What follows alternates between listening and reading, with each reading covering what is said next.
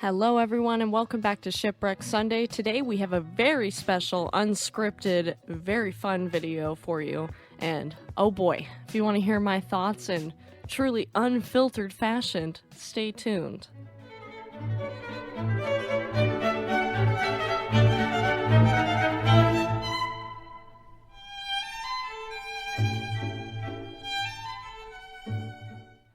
If you guys were around for Titanic month last month, then you would notice that I did a lot of movie reviews of ship movies, particularly Titanic-themed movies, and there was a lot of requests for Titanic 666, and last month I just didn't have the time or the energy to get that one done, and I'm here now, I've watched it, and I have a lot of thoughts. I'm gonna try to keep this as brief as I can, but I have a lot of things to say.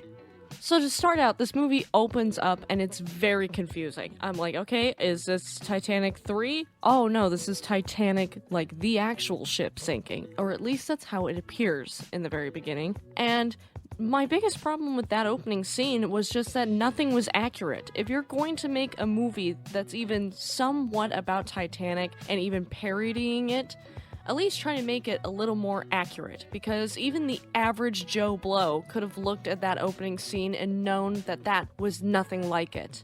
It is mentioned later by the two social media influencers that are on this ship. I can't even remember their names because none of the characters in this movie hold any water. They're all flat. None of them are likable or memorable.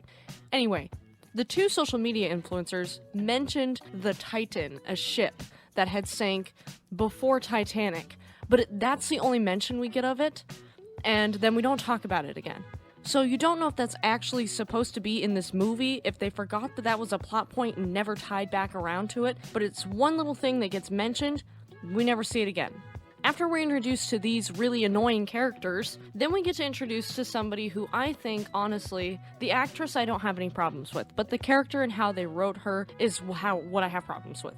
She's just annoying and weird and makes the entire movie cringy. She crawls out of a suitcase and her hair is wet the entire film. I don't understand how her hair was wet, and because her hair was wet, it led me to believe that she was the girl from the first scene in the movie before the title card. And then we go to find out later that she's actually the great-granddaughter of Captain Smith, if you caught that very subtle, put-together thing, but it really wasn't mentioned, it wasn't explained well at all, so you have to kind of guess, and I could be totally wrong. And so I just think there's a lot of things in this movie that are just plot holes that make me angry and make me confused, and this movie, although was bad, was surprisingly better than Titanic 2, which really says something about Titanic 2, the fact that that movie is worse than this one. You can definitely tell that Titanic 666 was going for a horror movie feel, and I think they could have done it well, it just wasn't executed properly. The jump scares were not scary, the ghosts were not scary, they were just kind of laughable. Not only that, the jump scares just felt kind of out of place, and some of them were fake jump scares, which is fine, but it just kind of felt cheesy. And it didn't feel like a good cheesy, like the Scream movies to me are cheesy, but in a good way. They add that cheese, and then it's actually scary, and it's a good time. This is not doing that. This is going for so many things, and reaching so far to do so much in so many realms that they don't do any of it well. They try to do a, paranormal movie with a curse. It looks like zombies almost. They have a satanic element to it that is not explored very much at all. It's just kind of mentioned once by one throwaway side character. And not only that, but then you just look at the rest of this film and you're like, none of these characters really are consequential to the plot except for this one girl. And even that, at the end, everyone is dead except for the captain, who was the only likable character in this movie, and she didn't have a ton of screen time, and even though she was likable, her character wasn't written dynamically enough for me. It just felt really flat. And as a ship movie, if you're a ship nerd, this movie is going to absolutely infuriate you to no end. Because not only is the ship loosely referred to as Titanic 3 and Titanic interchangeably, which is just not correct. It isn't even given a designation. Sure, in Titanic 2, they said SS at one point and then USS, which is wrong, but at least they actually tried. This movie, it felt like they just stopped trying. It was just, this is Titanic 3, we're calling for help on a handheld radio that looked like a walkie-talkie. And they weren't even Derek looks at me, he's watching this, and he's like, why didn't they give their position? I'm like, seriously, why didn't they give their position? None of this seems to be making sense.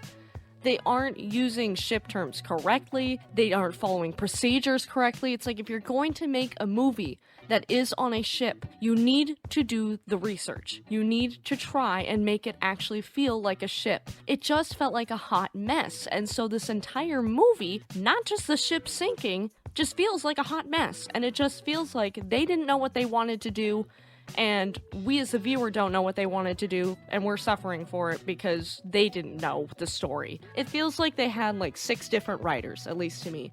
They had 6 people write 6 different parts of this movie, and each of the 6 writers wanted to write a different movie, and they somehow glued it together. It just does not feel cohesive. And the parts that do feel cohesive are the one girl, and the fact that one dude who was selling all the artifacts is just entirely insufferable the entire film. And then when they try to have a redemption arc for him, he's just not redeemable. He's not likable. He just ends up being kind of wimpy. Not only that, this movie, which was leading up to the sinking of this ship, I feel like if you have Titanic in the title, you have to have the sinking of the ship as a huge component in the film. And they sunk this ship really lazily. They had one shot that I will give to them that was a really nice shot of the ghost of Captain Edward Smith standing on the bridge. And then literally the next scene, it goes to the back end of the stern where the nameplate is, just completely sinks and goes under. I'm like, oh, so we ran out of budget and couldn't show the ship actually sinking, and so we showed the bridge and we showed the very end of it, and it feels like we missed a huge gap of time in between, because the way that ship was sinking, we did miss a huge gap of time in between. We don't know who survived, we don't know anything. They didn't give you any attachment to people to really care about the story. But because I was wanting to care about it, it was like, can we at least try? And it didn't feel like we tried. Also, I think one of the bigger problems for this is that the only good thing in this movie was the fact is you can tell, once again, they're on RMS Queen Mary. I'm like, she's the best actress in this film. The RMS Queen Mary is bringing it for us. She's killing it. We love her. Without her, this movie would have been absolute garbage. It already is kind of garbage, but it would have been a dumpster fire. Last time, I gave you guys a numerical rating, and I cannot remember for the life of me what I gave Titanic 2. I think I gave it like a -1,000,000 or something like that. I don't know. I would give this one probably like a 1 or a 2 out of 10. Pretty low, because it's a movie, and that's where it gets its point, or its 2 points, is that, okay, it's a movie, and Queen Mary looks good in it. But the rest of it just had me checking the runtime and being like, when is this gonna be over?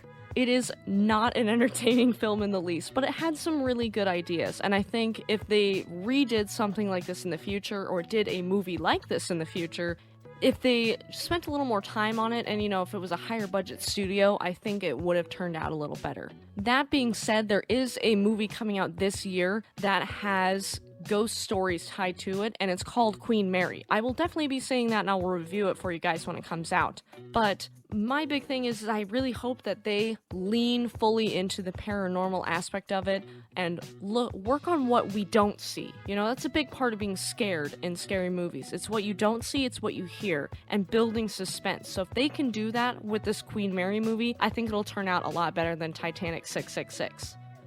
Thank you guys so much for recommending I watch this, though, because it definitely did expand my horizons, and I'm definitely willing to watch more movies. So if you have movies you would like me to watch that are ship-related, let me know down in the comments section. I have a big list of them, and I'm just going through the list and checking them off. So just let me know what you want me to watch, guys. Thank you so much for hanging out with me today. I hope you guys have a wonderful day, and happy Monday.